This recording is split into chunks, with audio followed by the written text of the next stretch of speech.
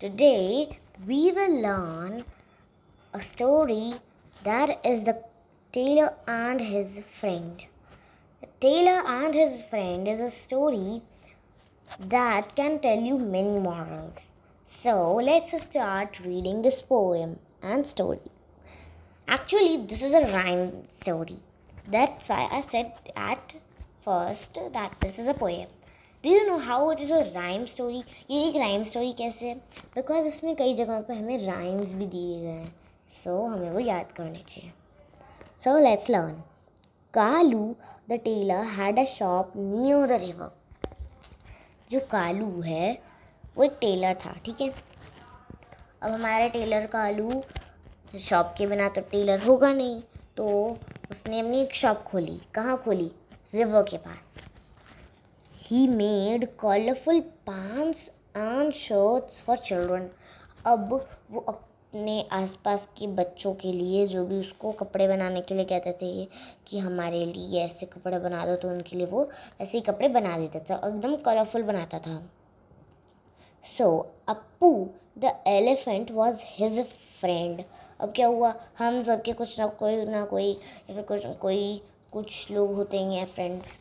तो ये जो कालू था, कालू टेलर हमारा, वो उसका एक फ्रेंड था. उसका नाम था अप्पू. अप्पू एक हाथी था. So let us read what Appu do every day. Okay. Appu came his shop every day. Appu रोज़ रोज़ की शॉप पे आ जाता था. Kalu gave him many nice things to eat.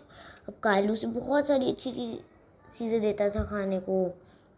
One day Kalu wanted to play a trick. एक दिन कालू को मन करा कि वो अप्पू के साथ एक ट्रिक करे, एकदम खेल पैंक करे, ठीक है. He did not give Appu anything to eat. उसने अप्पू को कुछ नहीं दिया एक दिन खाने को. He took out his needle. उसने अपनी नेडल निकाली. नेडल आपको पता है क्या होती है?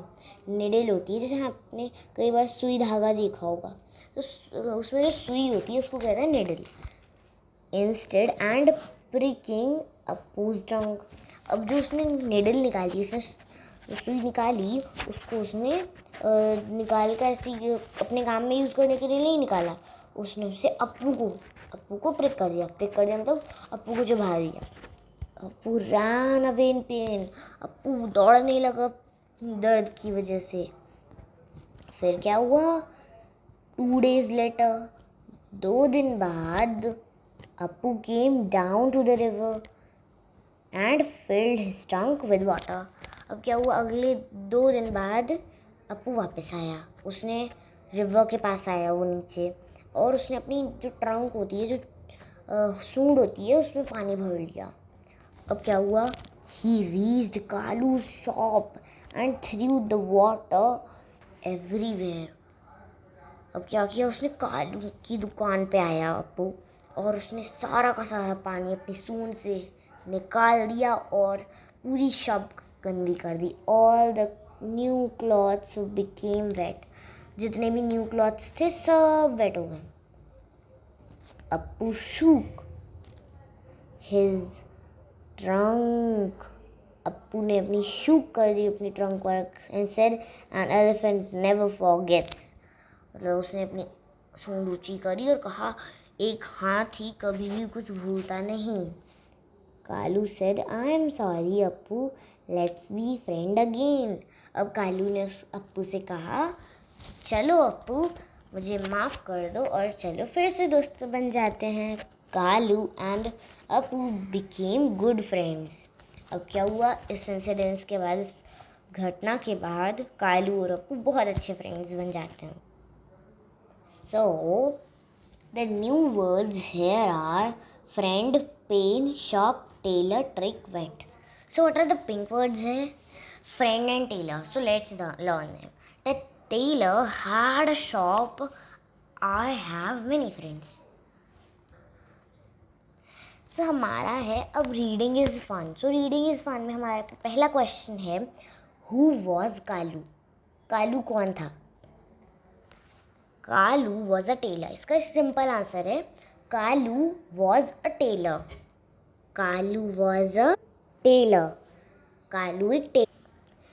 So next is who was Appu? Appu was Kalu's friend. So now where was Kalu's shop? Kalu's shop was near the river. Okay. What trick did Kalu play on Appu?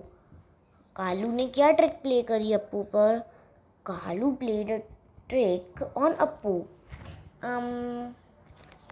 The trick Kalu played on Appu was to prick the needle on his trunk. How did Kalu's clothes became wet? Because in the anger, या फिर Appu was in the anger, या फिर एक और answer है. आपने तीनों answer सुन लीजिए, आपको जो अच्छा लगे आप वो लिख दीजिएगा, बट आपकी टीचर पे डिपेंड करता है कि वो आपको कौन सा क्वेश्चन लिखना है. So the question answers are Appu was angry, so he filled his trunk with the water and put all the water on the Kalu's clothes shop. Next question is, because Appu said the tailor Kalu that an elephant never ever forget. So in the incidents that at that time which Kalu pricked the elephant Appu, so that incident was the reason that Kalu's clothes became wet. So इसमें से easy ज़्यादा first वाला है, तो आपको जो अच्छा लगे आप वो लिख सकते हैं. दैट आपकी टीचर आपको समझा देंगे कि आपको कौन सा लिखना चाहिए. आपकी टीचर से ही करवाइएगा, क्योंकि ये बस होते हैं आपको सजेशन देने के लिए, आपको समझाने के लिए. Okay guys. So next is let's talk. As however, what do you do when someone troubles you? आप क्या करते हो जब आपको कोई ट्रबल करता है, आपको कोई परेशान करता है? I know what you will do. जब आपको कोई परेशान करेगा, आप जाके मैम से कहोगे. अगर आपको स्कूल में कोई परेशान करे तो मैम से कहोगे, या फिर अगर आपको घर पे कुछ मम्मा कह रही हैं तो किसको बताते हो? पापा को बताते हो ना. और अगर बाहर आपको स्कूल के घर के बाहर आपको कोई परेशान करता है तो आप सबसे पहले किसको बताते हो? जो भी आपके आसपास के लोग होते हैं उनसे तुरंत हेल्प लेते हो. और अगर तब भी कोई बात नहीं बन रही है तब आप लोग अपने मम्मी पापा को तुरंत कॉल करते हो, राइट? सो इसी टाइप से हम लोगों को लिखना है. When you are angry. So ये आप पे डिपेंड करता है, क्योंकि कई लोगों के अलग अलग तरीके होते हैं कि वो कैसे अपने गुस्सों को शांत करें. So next question is when you don't want to share. आप सीधे सीधे बोल देते हो कि मुझे नहीं देना है, मैं खुद यूज़ कर रहा हूँ. When someone asks you for a pencil, I say to him that wait for 1 minute, आई विल गिव यू. या फिर मैं सीधे सीधे दे ही देता हूँ. Next is let's share. What games do you play with your friends? So the question says what do you do? मतलब we play many things with our friends. So कि आपको लिखना है कि आप अपने फ्रेंड्स के साथ क्या क्या करते हो.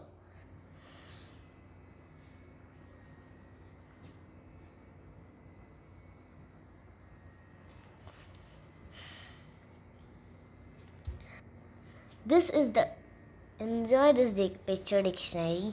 So यहाँ पे आपको अब आपका होमवर्क है कि आपको A से Z तक सारी की सारी चीज़ें याद करनी है. And the main things is आपको कमेंट बॉक्स में A for apple, B for ball, C for cap, C for cat सब कुछ लिख के अपलोड करना है. अगर आप नहीं कर सकते हैं तो आप A से D तक F तक आपको जहाँ तक आती है अभी, तो वो आप अभी कमेंट बॉक्स में तुरंत लिख के दीजिए, because learning never ends. So thank you guys for watching this video. So this story was very much adventurous. Thank you for watching this, guys.